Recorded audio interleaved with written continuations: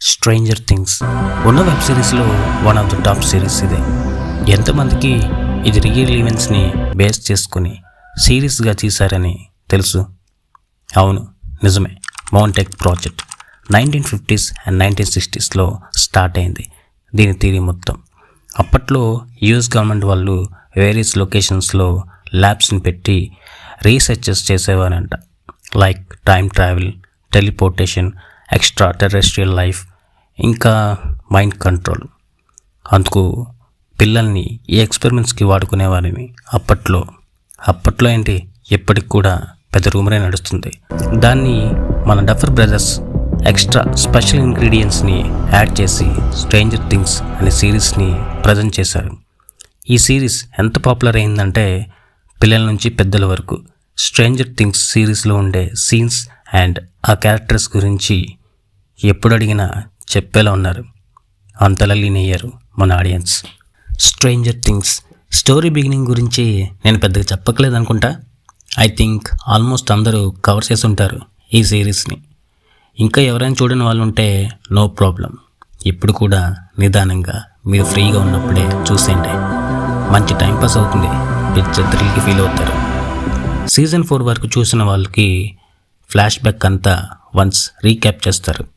First entry మన వెక్నాన్ని చూపిస్తారు, వీళ్ళతో జరిగే కన్వర్జేషన్.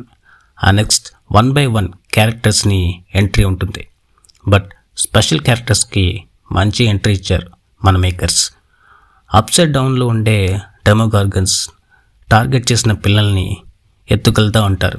అసలు ఎందుకని ఇలా చేస్తున్నాయి అని మన వాళ్ళు రీసెర్చ్ చేస్తూ ఉంటారు.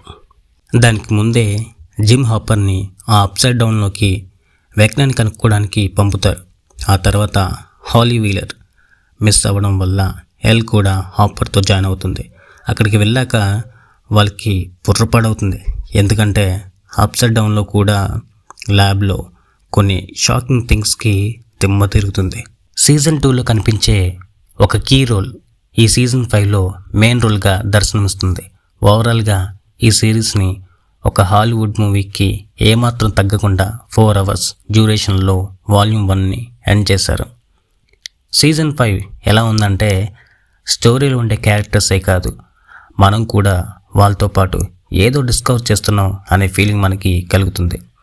అండ్ మోస్ట్లీ ఈ సిరీస్ లవర్స్ ఏ క్యారెక్టర్స్ పైన మార్క్ చేసి ఉంటారో నాకు తెలుసులేండి.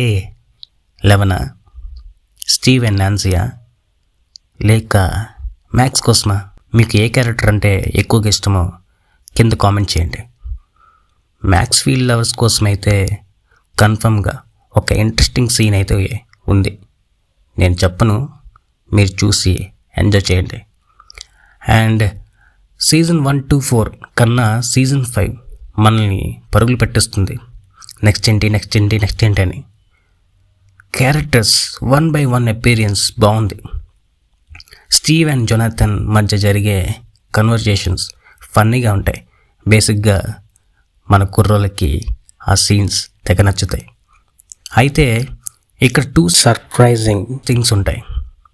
అప్సైడ్ డౌన్లో ఆ రెలంని కంట్రోల్ చేస్తుంది ఎవరనేది, అండ్ లాస్ట్లో వెక్నా ఎందుకని పిల్లల్ని టార్గెట్ చేశాడు అండ్ ఎందుకని విల్ బయర్స్ని వదిలేస్తాడు అనేది.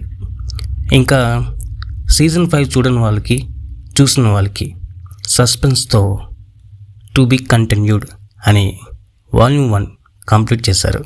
యాక్టింగ్ విషయానికి వస్తే ఎవరు తగ్గలే, ఎవరికి వాళ్ళు ఎరగదీశారు.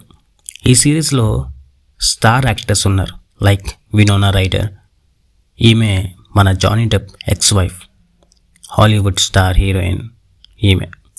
అండ్ డేవిడ్ హార్బర్, అతను కూడా స్టార్ యాక్టర్, చాలా మూవీస్లో క్యామియోస్ చేస్తూ ఉంటాడు. ఇంకా చాలామందే ఉన్నారు.